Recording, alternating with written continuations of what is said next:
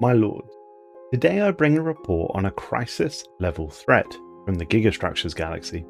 We have codenamed this threat as the Sirens. Full report follow. Ever since our species first began to chart the stars, initially through optical telescopes, then via satellite, and now with tachyon emitters, there have always been a number of systems that behave in unexpected and mysterious ways. The most common causes of confusion amongst our astronomers were usually vibrations in stellar luminosity and irregular exoplanet transit patterns. But as our understanding of physics grew, these mysteries were able to be properly assessed, analysed, and eventually solved.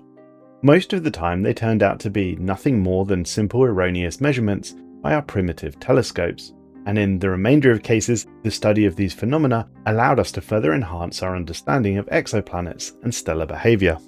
Yet, despite the continuous improvement of our telescope and our ever-increasing comprehension of the cosmos, one system in particular continues to utterly defy all models of astrophysics: the mysterious star that we've designated Faust. While it might at first look like a regular, if slightly dim star, anyone spending more than a couple of hours observing the system will notice the star seemingly just disappears before reappearing again, roughly 12 sol hours later, and this appears to cycle continuously. We have dubbed this the blinking star. No theory has managed to explain the star's regular disappearance, and it has become evident that the only way to pierce this mystery would be to go there ourselves, and the prospect of finally solving the mystery has our entire scientific community abuzz with excitement. The Meridian's Wake, commanded by Dr. Thorne, was chosen to investigate. After several years of travel, the Meridian's Wake reached the Faust system. The Faust system, it appears, is somehow centered around the star itself, a telluric world around which several smaller planets or moons orbit alongside with nothing less than this miniature star. Measurements of the star's spectral emissions show that it behaves more or less like a typical G-class star, though its diameter is no more than 3,000 kilometers.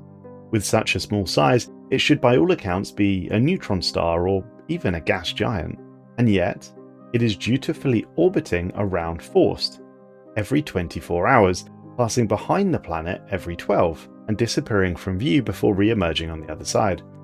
While the blinking star mystery is solved, it seems that there will be much more work to do before we actually have any idea of what's going on within this strange system. Several weeks have passed, and work surveying the system continues.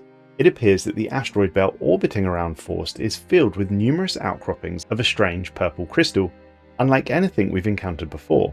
Early experiments indicate that the samples of these crystals store a form of ethereal energy within their molecular matrix, which can be released by impulsing specific stimuli into the crystals. Often this has destructive results. Any hopes of using this in our weapons and energy systems were dashed when all attempts at taking the crystals out of the Faust system resulted in the spontaneous dissipation of this innate charge and the fragmentation of the crystals into numerous, pretty, but useless chunks of rock. It is clearly evident that there is some innate property to the Faust system which powers these crystals with energy, but the actual origin of the energy thus far eludes our scientists completely. Selene, the rocky moon orbiting Faust, opposite to the mysterious Helios, appears at first to be the most normal part of the Faust system. It's a relatively large, rocky moon. It's marked with numerous impact craters owing to its lack of atmosphere and covered with a thin layer of fine moon dust. Much like many other natural satellites, the first signs of any abnormal activity came when our science ship's crew, while in orbit, began to rest. As soon as they got close to the moon, the crew's usually pleasant dreams began to turn into atrocious nightmares, with most of them reporting that they were visited by a dark and imposing equine figure in their sleep. This figure bore promises of vengeance and eternal darkness, shrouding entire worlds. While the nightmares subsided as soon as the ship departed from the moon, now many believe the celestial body to be haunted by a vengeful spirit. The crew certainly seems to have been profoundly impacted by these nightmares. Nevertheless, work continues, and we had hoped that a closer inspection of Helios might shed some light on the mysterious celestial body, yet it continues to behave in seemingly impossible ways. First and foremost, both Helios and Selene's orbital periods of 24 hours are far shorter than what they should be. with calculations based on Faust's mass estimating that they should logically take approximately 2 weeks to orbit the planet, not 24 hours. Additionally, while the orbits remain circular and predictable, the two bodies are prone to a near imperceivable jittering at seemingly random points throughout the orbit. It's as if they were suddenly being pulled by some unexplained force. Obviously, expecting orbits to function normally in a system where stars go around planets is unreasonable, but these discrepancies only add to the ever-growing piles of unsolved mysteries surrounding this star system. Furthermore, the star seems to be pulling energy from quite literally nowhere, as it is outputting far more radiation than any known fusion process could ever generate, in some cases even breaking the fundamental principle of mass-energy equivalence. As if this system wasn't enough of an oddity, not only is its central world of Faust fully inhabitable, thanks to Helios's light, but a flurry of radio emissions emanates from its surface and betrays the fact that the world is in fact habited. The planet is shared by roughly a dozen species, all of whom appear fully sapient and capable of complex thought. We believe that they have achieved a level of technology roughly equivalent to that of the Machine Age.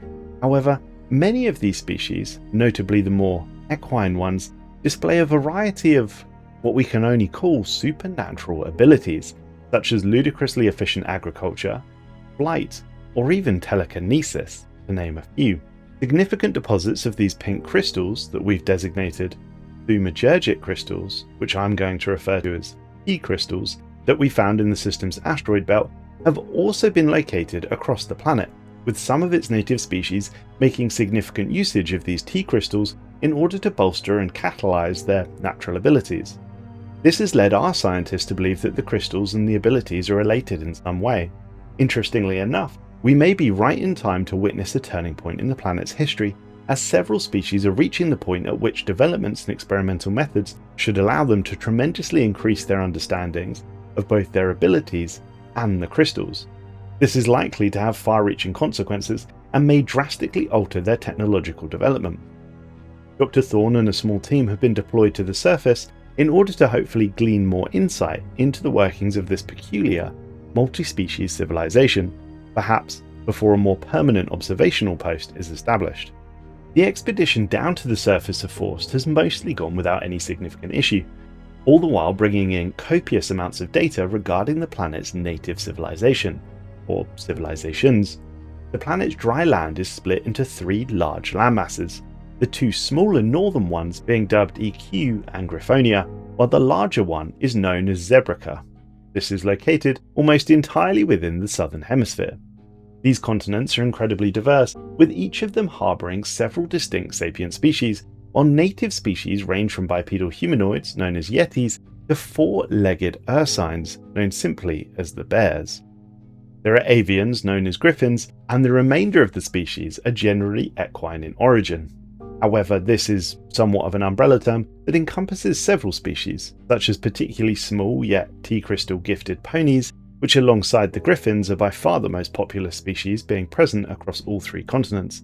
The so-called zebras appear adapted to desert climates, and the more outlandish kirins are native to the easternmost side of the continent. However, the most interesting and potentially dangerous feature of the planet is the existence of what we can really only describe as demigod-like entities, known as alicorns. These are gifted with tremendously powerful reality warping abilities and seem to act as the mostly undisputed rulers of the planet. The consensus among our expedition members is that the sheer power of these beings means any invasion attempt of Faust would be extremely ill-advised, and thus it is likely far safer to observe the world from afar. Clearly, we needed to learn more. Several more weeks passed before the Faust system was fully surveyed, and while the mystery of the blinking sun had been easily explained by the transit of Helios behind Faust, this survey brought in far more questions than it really solved. How does Helios function? What's the source of these strange nightmares occurring from proximity of Selene? Where do the T crystals draw their energy from? And most importantly, what phenomenon, if any, underlies all of these mysteries?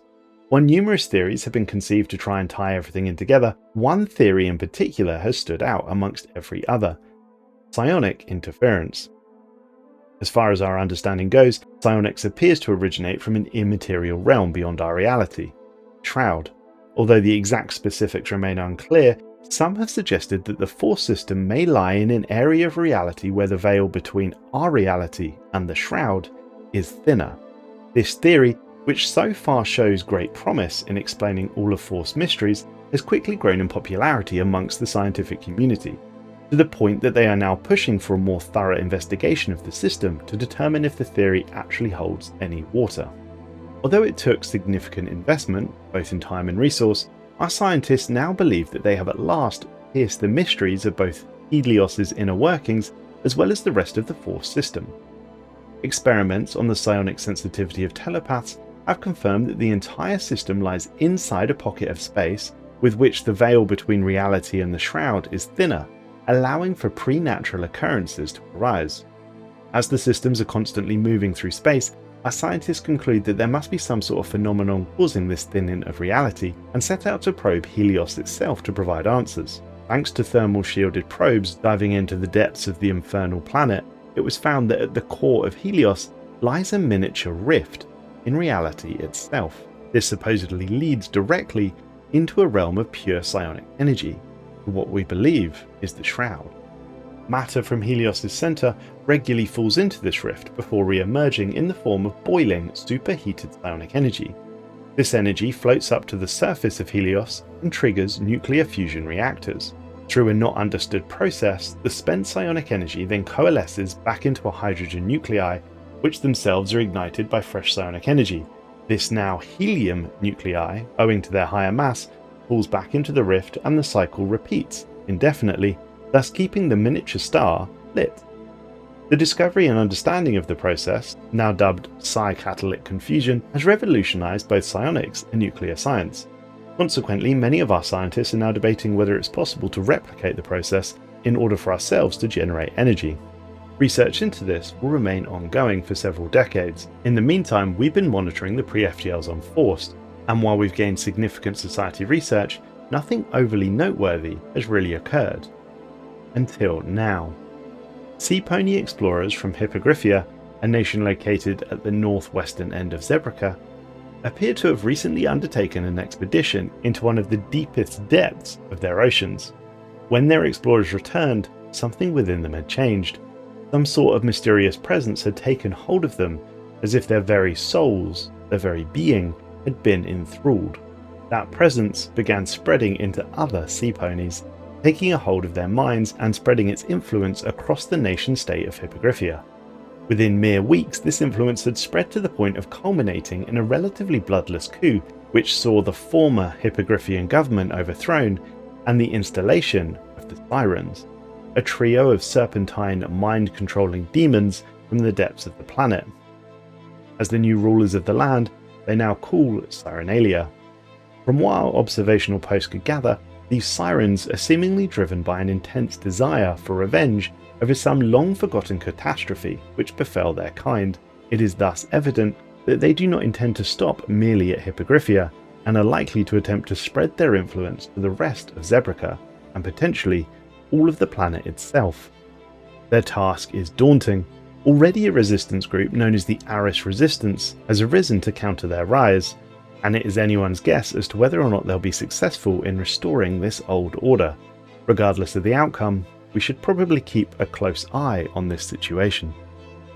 Years have now passed as we have observed this planet, and the Sirens have managed to completely dismantle the Aris Resistance. Interestingly enough, the Resistance's former members have not been exiled or assassinated, but now enthralled by the Sirens themselves, giving quite an eerie impression. On that note, observations have confirmed that the Sirens are indeed capable of directly mind-controlling other sapient beings through their mysterious and enthralling song. This song appears to be powered through the T-crystals, and this ability is what allows the Sirens to actively impose their control. They are already leveraging this power to try and secure several neighbouring nation-states. We have no doubt, eventually, the Sirens are going to take over the entirety of Faust. And it appears it was only a matter of time before the rest of Faust would fall. Despite hasty attempts at unification by the other nations to counter the Sirens Rise, it ultimately proved too little, too late. And thus, following several years of intense warfare, the Sirens at last extended their influence over the entirety of the planet. Across the world, over 2 billion sapients fell under the Sirens' enthralling spell. They now toil endlessly to fuel the Sirens' ever-growing industrial might. With the entire world under their control, it seems evident that the next steps for the Sirens may just be to take to the stars, although the means by which they would do so are unclear. Despite their powerful magic, as it stands, the planet would be completely and hopelessly outmatched by even a fledgling interstellar empire. Any attempts at expanding into space would likely be met with overwhelming firepower. Our outpost shall continue to observe the Sirens, and we shall inform our government and armed forces immediately should they begin planning their expansion into space. We've continued to monitor the planet for several more years, and today instruments within the system went wild. A tremendously powerful energy spike began to arise on the surface of the planet, centered around their capital. It would appear that the Sirens are in the process of pulling all of their T crystals together in order to cast some sort of spell. According to our readings, the energy contained within all of the T crystals would be sufficient to generate a field expanding not only across Faust's surface, but the entirety of the local planetary system as well. There's no telling what the effects of the spell might be, but everything is proceeding far too quickly for us to actually intervene. As such, our scientists are urging us to evacuate all valuable assets from the system before the power surge reaches its climax, which has been estimated to occur in approximately 3 months. As the power surge reached its maximum intensity, the planet, and indeed most of the star system, disappeared. Following the culmination of the Sirens' grand spell, a colossal mass of ethereal energy emerged from the planet. This field spread across the entire star system, and after roughly a day, the field, now dubbed the Ethereal Shroud, settled, disrupting all hyperlanes into the system and rendering other forms of FTL travel outright impossible. Ships and transmissions sent to investigate simply disappear from existence, never to be seen again. The conclusion is self-evident. For the time being, the Force system has essentially been removed from our galaxy, evidently as a result, we assume, of the Sirens' plan. While we're uncertain if this strange shroud will ever dissipate, slight variants in its energy signature seem to indicate that it might eventually disappear after roughly 100 years have passed, although whether this turns out to be accurate or guesswork remains to be seen. 100 years have passed, a full century before this story would continue. One day, more or less exactly 100 years from the date, we received a very unexpected communique. A creature appeared and had the following to say. Mortals, I've never been one for pre-shows, so let's just cut straight to the main act this time. This galaxy that you somehow think is yours is actually ours for the taking. You can always choose to submit now, but we both know how the game is played. I look forward to seeing what you have to offer us in the end. It appears very evident that far from isolating themselves, the Sirens have been plotting and planning beneath their ethereal shroud. The once verdant world of Faust has now transformed into a vast psionic industrial hellscape, at the centre of which looms an esoteric megastructure that we have dubbed the Shroud Sonic Enthraller. Its purpose is clear. It will amplify the range of the Sirens' mind-controlling song as if to cover the entire galaxy itself. To do so, the Enthraller generates a powerful field centered around the planet. Close to the planet, within what is now known as the inner field, the spell is sufficiently powerful to instantly mind control any vessel getting too close. So it is paramount that we should avoid this field at all costs until we can devise a countermeasure. Further away, the field's effects fade, but nevertheless remain present. Populations caught within the outer field will experience high levels of strife and hatred for one another. Alarmingly, this strife is evidently what feeds the Sirens, meaning that the more strife they acquire, the more the field will grow, and thus the cycle will continue. It must be halted before the Enthraller kicks off this positive feedback loop, resulting in the inner field engulfing the entire galaxy. We must deal with this threat. Their fleets are made up of a multitude of different ship classes, my lords. They have smaller Swarmer-class vessels, Driller-class vessels, Enthraller-class vessels, Sonota-class vessels, and finally each fleet seems to be led by a flagship, so to speak, which is designated as a panopticon. Their weapons somewhat vary. The Swarmer ships are equipped with crystalline autocannons and crystalline artilleries, as well as having harass decoy strikecraft. These crystalline weapons do colossal amounts of damage to both armour and hull, but are largely inefficient against shields. In regards to their own defences, they have significant hull to armour and shield ratio, so bypass weapons will likely be effective at destroying them. Their larger ships come equipped with a spinal mount weapon called a Grand Void Beam. This does colossal shield damage, but little damage to none against armour and hull. It does synergise reasonably well with their crystalline impactor artillery weapons, which do tremendous damage to armour and very little damage to shields. As with the smaller vessels, they appear to have a much stronger hull integrity than they do armour and shields. And finally, their driller vessels are equipped with a device called a crystalline bore, which appears to be an explosive weapon with a very small range. We're not quite sure if this acts as a mine perhaps, or whether it's almost like a living bomb.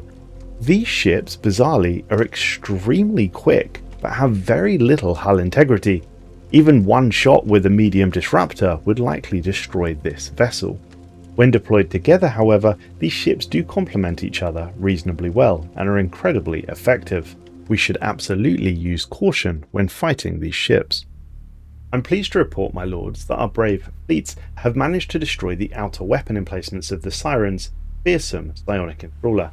Subsequently, the loss of these critical hardpoints has exposed the core, which we should destroy with utmost haste if we are to finally end this madness. With the destruction of the enthraller's core, which served as the capacitor, amplifying the Siren's spell across the galaxy, the once mighty megastructure quickly underwent catastrophic collapse into a planet-sized field of rubble.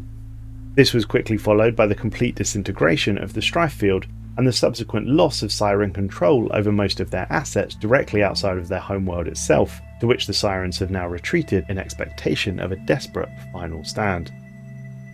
As our armies touch down on the planet, the Sirens, backed into a corner, have begun to throw millions upon millions of mind-controlled Faustians directly at our legions. Much to our commander's dismay, entire nations' worth of thralls, often without proper equipment or any fighting experience, are marching to their death in a desperate attempt to slow down our inevitable advance across the planet. It is evident if we're unable to defeat the Sirens quickly, they will sacrifice the entirety of the planet's somewhat innocent population just to buy themselves a little bit more time. Despite the Sirens' best attempts and the vain sacrifice of billions of their people, the world of Faust has fallen beneath our might, or at least what remains of it. Over 99% of the planet's population has perished in the fighting, leaving entire continents bare of any intelligent life, and covered with the gloomy skeletal remains of gargantuan cities and industrial zones, which our forces are now proceeding to occupy. The Siren's end was, for lack of better terms, anticlimactic. Following our expedition's descent into the sea, its members quickly located the Sirens hiding within arcane geological formations at the ocean floor. They of course attempted to resist through the usage of their magic, but, utterly befit of a population to draw hatred from, and hopelessly countered by our disenchanted technology, these attempts did little more than spike energy readings within our soldiers' diving suits, and so what followed was quite simply the rapid vaporization of all three Sirens via high energy weaponry. I am pleased to report a total victory.